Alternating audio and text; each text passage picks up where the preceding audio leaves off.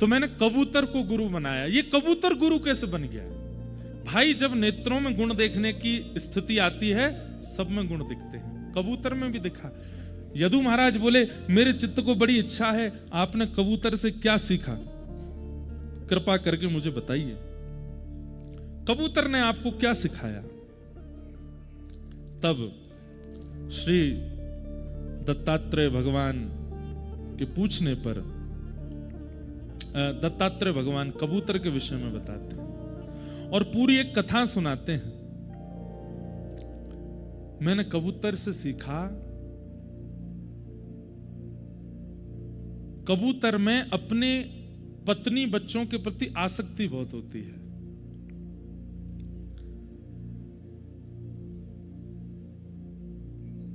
कपोतः कंचनारण्ये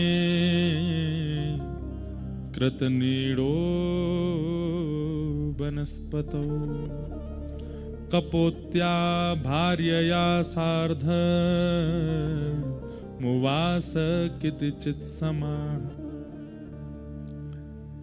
जरूरी नहीं है कि हर व्यक्ति की अच्छी करनी से ही हम सीखते हैं, किसी किसी की गलती भी हमें सिखाती है। तो कबूतर की मैंने गलती से सीखा। कैसी गलती?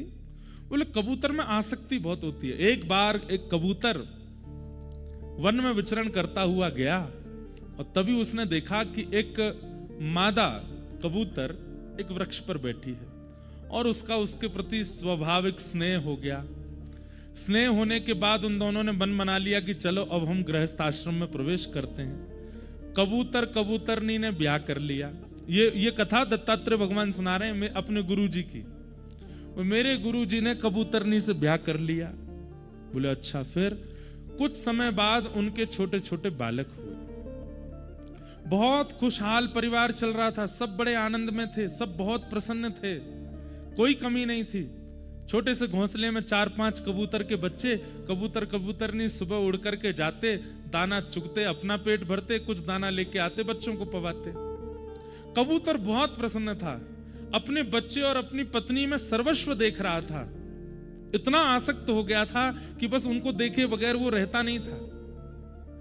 एक दिन कबूतर अकेला वन में गया और वन में दाना चुगने के बाद जब लौट करके आया तो उसने क्या देखा? उसके घोंसले में ना बच्चे हैं ना कबूतर नहीं है। क्यों? एक भेलिया ने आकर के जाल बिछाया और जाल बिछा करके उस पर जैसे ही दाना डाला तो दूर बैठी हुई कबूतरनी ने तो दाना देखा, जाल नहीं देखा। आकर के जैसे ही दाना पाने लगी, बच्चे भी उड़ करके आ गए। बच्चों सहित मां को देख करके उस भेलिया ने जाला बंद कर लिया और जाले में कबूतरनी और उसके बच्चों को रख लिया। इतने में ही कबूतर लौट करके आया और उसने अपने घोंसले पर बैठे चारों ओर नजर घुमा के देखा, मेरी पत्नी बच्चे कहां हैं? तभी वो क्या देखता है? दूर एक भेलिया जाले में बांध करके उसके बच्चे और पत्नी को ले जा रहा है, अपना शिकार बना करके। कबूतर व्याकुल हो गया, उसके नेत्र बंद हो गए, अश्रु आने लगे और अपना पूरा जीवन उसने विचार कर लिया। एक वृक्ष के ऊपर पहली बार मिले थे, हम दोनों ने विवाह किया, अपना गृहस्थ आश्रम आगे बढ़ाया, कैसी धूप ताप वर्षा में अपने बच्चों की रक्षा की। ये छोटे छोटे 4 बालक हुए। सर्वस्व मेरा इन्हीं के साथ है, इन्हें देख करके मैं जीता हूं, इन्हें देख करके ही मेरा सर्वस्व चलता है। आज ये बंदी बन गए। मैं इतनी योग्यता तो नहीं रखता कि मैं इनको जाले से छुड़ा लूंगा। क्या करूं? मैं इनको बचा तो नहीं पाऊंगा, इतनी योग्यता मेरी नहीं है। तो अब मैं क्या करूं? तो कबूतर उड़ करके गया और जो जाले में छोटे छोटे छेद थे वहां जाकर के अपनी चोंच से उन छेदों को बड़ा किया और बड़ा करके स्वयं भी उनके अंदर प्रवेश कर गया और अपने बच्चे पत्नी को हृदय से लगा के बोला, तुम अकेले नहीं मरोगे, मैं भी तुम्हारे साथ मरूंगा। ये दृश्य मैंने देखा यदु, और मैंने कबूतर को अपना गुरु बना लिया। यदु महाराज बोले इसमें आपने क्या सीखा? बोले मैंने ये सीखा इतनी आसक्ति अच्छी नहीं, इतना फंसना संसार में, चाहे अपनी ही पत्नी बच्चे क्यों ना हो, अच्छा नहीं है।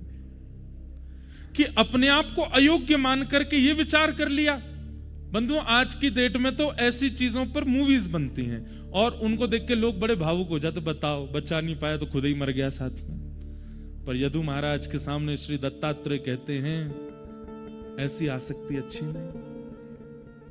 अरे आसक्ति करनी ही थी तो ऐसे के प्रति करते कि जब विडंब परिस्थिति आती और हम सामर्थ्य विहीन हो जाते, हम बच नहीं पा रहे हैं, तो हमारी जिसमें आसक्ति है वही आकर के बचा जाता। धन्य है भक्त प्रहलाद, ऐसे से प्रेम किया। भले ही स्वयं सामर्थ्यवान नहीं थे हिरण्यकश्यप के आगे, लेकिन दंता गजानाम कुलिशाग्रनिष्ठुरा शीर्णायते ते नवलम ममैतत् महाविपत्ताप विनाशनोयम जनार्दनानुस्मरणानुभाव। प्रहलाद जी महाराज ने ऐसे से प्रीति की कि स्वयं भले ही असामर्थ्यवान थे, लेकिन नाम उच्चारण करके अत्यंत पराक्रमी हिरण्यकश्यप को वध कराने के लिए अपने ईश्वर को प्रकट कर लिया। मैंने कबूतर को गुरु बनाकर के सीखा कि जब कबूतर इतनी आसक्ति परिवार में कर सकता है तो हम तो मानव हैं। शास्त्रों में एक श्लोक बोला जाता है, कुरंग मातंग पतंग भृंग मीना हता पंचभिरेव पंच एक प्रमादि सकथम न हन्यते यसेवते पंचभिरेव पंच। बहुत ध्यान से सुनना, बड़ी अच्छी बात। कुरंग मातंग पतंग भृंग हतः पंचभिरेव पंच, 5 लोगों के लिए यहां पर बताया गया है। हमारी 5 इंद्रियां हैं। कौन कौन सी? जो विशेष रूप से संसार में हमको ढकेलती हैं। पहली आंख, दूसरी कान, तीसरी जीभ, चौथी नाक, 5वीं त्वचा। ये 5 ज्ञानेंद्रियां विशेष रूप से संसार में जो हमारी आसक्ति बनती है वो इन 5 से ही बनती है। आंखों को देखने का लोभ होता है, कानों को सुनने का लोभ होता है, जीभ को चखने का लोभ होता है, नासिका को ग्रहण का लोभ होता है और त्वचा को स्पर्श का लोभ होता है। इस श्लोक में कह रहे हैं, बोले आंखों से कौन अपने जीवन का अंत कर लेता है? पतंगा। पतंगा कहते हैं लाइटों के आगे घूमने वाले छोटे छोटे छोटे छोटे जीव होते हैं। उनको लाइट इतनी अच्छी लगती है, इनके आगे घूमते रहेंगे, घूमते घूमते घूमते घूमते घूमते सुबह जब आप आकर के देखोगे नीचे मरे पड़े मिलेंगे। मतलब ऐसी आसक्ति हो गई कि अपने आप को आग में ही झोंक देते हैं और उसके तेज के कारण मर जाते हैं। पतंगा। कान से कौन आसक्त होता है? हिरण। अगर आप वन में जाकर के मधुर संगीत बजाने लग जाओगे तो हिरण दूर से अपने कान खड़े करके आपके समीप आने लगेगा। कई शिकारी धनुष बाण से नहीं मारते थे। आज एक नई बात हमको पता चली, शिकार की बात आई तो हम गए चरण पादुका दर्शन करने आज। तो जब आ रहे तो एक महात्मा साथ में थे, तो वे बता रहे थे जब कपाट बंद होते हैं ना, उसके बाद बद्री विशाल बद्रीनाथ की भूमि पर रहना नहीं चाहिए, नहीं तो गौ हत्या समान पाप लगता है। केवल मिलिट्री फोर्स जो यहां पर सुरक्षा कर्मी हैं, जो जिन लोगों को चाइना बॉर्डर पर जाना है, कई ग्रामीण लोग हैं जो अपने कार्यों के लिए यहां पर आते हैं, बाकी पर्यटकों को, दर्शनार्थियों को, साधकों को यहां नहीं रुकना चाहिए। क्यों? ये 6 महीने ही अधिकार है हमारा यहां पर। और मुझे बता रहे थे इस बार 7 महीने के लिए मंदिर खुल रहा है, 25 नवंबर तक खुल रहा है। कारण है यहाँ के कार्य आदि, भगवान सब मंगल करें, नहीं तो यहाँ 6 महीने ही अधिकार है। संभवतः मंदिर से ही शायद बद्री विशाल भगवान की आज्ञा से ही कर रहे हैं, उनको उनकी आज्ञा के बिना कुछ होता नहीं यहाँ पे। पर उसके बाद यहां रुकना मना है। और उन्होंने एक ऐसी अद्भुत बात बताई, बोले महाराज जी जिस दिन कपाट बंद होते हैं उस दिन आपको एक पंक्षी भी नहीं दिखेगा यहां पे। बोले मच्छर मक्खी चेंटी सब पलायन कर जाते हैं नीचे की ओर। ये जितने भी गैया दिख रही हैं, छोटे छोटे बच्चियां, महात्मा बता रहे, बोले कि एक बार बहुत ठंड पड़ रही थी, एक दो दिन बर्फबारी भी हो गई थी, तो हमने 2-4 साधुओं ने कुछ बछड़ा बछिया गैयाओं को इकट्ठा करके हमने कहा इनको नीचे पांडुकेश्वर तक छोड़े आते हैं। तो हम सबको इकट्ठा करके नीचे छोड़े आए कि भाई रात में सर्दी पड़ रही है। बोले हम लौट करके आए, 1-8 घंटा बाद देखा सब वापस लौट के फिर आ गए, यहीं रहने लगे। लेकिन बोले महाराज जी जिस दिन कपाट बंद होता है आप पूरा बद्रीनाथ छान लीजिएगा, एक पक्षी नहीं दिखेगा, एक गैया नहीं दिखेगी, एक कुकर कुछ नहीं दिखेगा, सब चले जाते हैं। उन्हें कैसे पता कि ये कपाट बंद हो गए, अब हमारा अधिकार नहीं? तब उन्होंने एक कथा सुनाई। बोले एक यहां पर हिरण विचरण करता था, वन तो है ही। बोले एक शिकारी यहां पर आया, बहुत पुरानी बात, और उस शिकारी ने उस हिरण को देख करके निशाना साध करके जैसे ही बाण या जो भी चीज थी उस पर मारी तो हिरण गिर गया। लेकिन जब वो शिकारी दौड़ करके गया और पास जाकर के देखा तो जटाजूट वाले एक महात्मा के पेट में बाण लगा हुआ था। तो उसने कहा ये कैसे हो गया, मैंने तो एक हिरण को मारा था। तब उन्होंने कहा ये बद्रिक आश्रम है, कहीं सब हमें वंदन पूजन ना करने लगे, इसलिए यहां महात्मा ही जीव जंतुओं का रूप धारण करके रहते हैं। तब से उस शिकारी ने कहा मुझे आप आज्ञा करें, मैं क्या, आप ठीक कैसे होंगे? तब उन्होंने कोई जड़ी बूटी बताई, तो पहाड़ों से कुछ जड़ी बूटी लाके उसका अर्क दिया तो वो ठीक हो गए। तो उन्होंने कहा मुझे आप आज्ञा करें, मुझे बहुत ग्लानि है कि मैंने ऐसा क्यों किया। तो बोले अब एक काम करो, घोषणा करवा दो जितने भी शिकारी हैं, उस समय शिकारियों का था, वो पांडुकेश्वर से ऊपर नाम है, क्योंकि यहां जीव जंतु नहीं है। ना जाने कौन से जन्म में किसी साधक की कोई अपराध के कारण अपनी तपस्या अधूरी रह गई, वो पुनः एक जीव का रूप धारण करके यहां पर आया है। रात में -8 -9 टेम्परेचर जाता है। ये गैया कहां रहती होंगी, ये कुकर आदि ये सब कहां रहते होंगे, ये कैसे सोते होंगे रात्रि में? ये सब साधक है, ये सब भजन कर रहे हैं, अपने पूर्व के किए हुए किसी अपराध का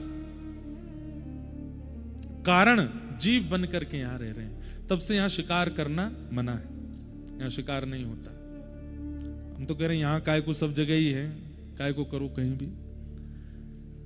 यहां के वृक्षों के रूप में, जैसे वृंदावन के वृक्षों को भी एक संत ऋषियों का रूप माना जाता है, यहां के भी वृक्ष आदि जो है संत ऋषियों के रूप है।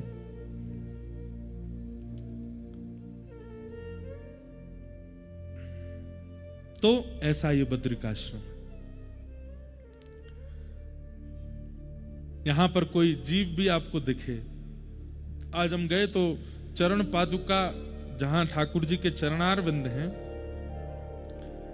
वहीं बिल्कुल इतने आनंद के साथ में एक बढ़िया एक स्वान, ग्राम सिन्न कह लो, कुकर कह लो, और आजकल की भाषा में कुत्ता कह लो, इतने प्रेम से पौड़े हुए थे भगवान के चरणारविंदों में। तो उनको देख करके फिर जब ये बात पता चली तो लग ही रहा था कि कोई महात्मा ही हैं, अपने इस रूप में रह रहे हैं, ठाकुर जी के चरणारविंदों में बैठे हैं। अच्छा एक बात बोलूं, एक मेरे मन में बात आती है। एक बार मैंने देखा, शायद राधारमण जी की बात है, हाँ, राधारमण जी मंदिर में हम दूर खड़े खड़े दर्शन कर रहे हैं, चरणारविंद देख रहे हैं, कोई दूरबीन से देख रहा है, कोई कुछ। पुजारी जी भी इतने अपरस में रहते हैं, घर से नहा के आएंगे, फिर मंदिर की रसोई में स्नान करेंगे, वहीं पर है, वहां स्नान करके फिर भीतर जाते हैं, इतनी अपरस में, इतनी शुद्धता पवित्रता। हम दूर खड़े खड़े दर्शन कर रहे हैं, चाहे तुम कितने भी बड़े शंकराचार्य हो, कुछ भी हो, दूर से ही दर्शन होंगे, अंदर तो नहीं जा सकते। राधारमण जी के दर्शन कर रहे, तभी राधारमण जी के पीछे से एक चूहा निकल के आया और वहीं कूदता हुआ, वो सीढ़ियां सी हैं, ऐसे कूदता हुआ निकल गया। मैंने कि ये चूहा हमको ठेंगा दिखा के गया, मैं नहाता भी नहीं हूं, फिर भी मैं गर्भगृह में आ सकता हूं, फिर भी मैं राधा रमन जी को छू सकता हूं। अरे जगन्नाथ महाप्रभु के मंदिर में आप जाएंगे ना, वैसे गर्भगृह में जाना तो नहीं चाहिए, पहले अधिकार था, अब तो बंद हो गया। वहां पे कई सारे कॉकरोचेज आ जाते हैं मंदिर में। मैंने की बात, हमसे ज्यादा भाग्यशाली तो जी है, जगन्नाथ जी के अंग पे ही घूमते हैं, डोलते हैं, कहीं पे बैठ जाते हैं। मक्खी जिस महाप्रसाद पर कोई दृष्टि नहीं डाल सकता, जाके डोली आती है, ठाकुर जी के संग बैठ के खाती है, सेम प्लेट में, दोनों खाएंगे चलो। चेंटी, कितने मतलब आप अपने सौभाग्य की कहां इतनी वो करते हो कि हम मानव हैं। आपसे ज्यादा भाग्यशाली तो वो हैं जिनको बिना स्नान के गर्भगृह में प्रवेश प्राप्त है। तो निश्चित ही ये सब कोई पूर्व के संत ही हैं, आचार्य ही। तो मैंने कबूतर को गुरु बना करके क्या सीखा कि अति आसक्ति अच्छी नहीं। जिस प्रकार कबूतर अपने परिवार में आसक्त हुआ, उससे मैंने सीखा कि आसक्ति का गुण तो व्यक्ति में है, आसक्ति तो विशेष है मानव के अंदर, पर वो ठाकुर जी में हो जाए, वो परिवार में ना हो। बंधुओं, हम लोगों से मर मिटने वाला प्यार सबको आता है। केवल फिल्म में जो हम देखते हैं वो फिल्म एक्टर ही कर रहा, नहीं, हम सबको भी आता है वो, पर संसार के लिए करना आता है। ठाकुर जी के लिए करके देखो, ठाकुर जी के लिए एक बार ऐसे होकर देखो, बस इनको प्राप्त करना, और कुछ नहीं, और कोई मेरा उद्देश्य नहीं। आसक्ति है, बस उस आसक्ति को ठाकुर जी में प्रस्तुत कर दो।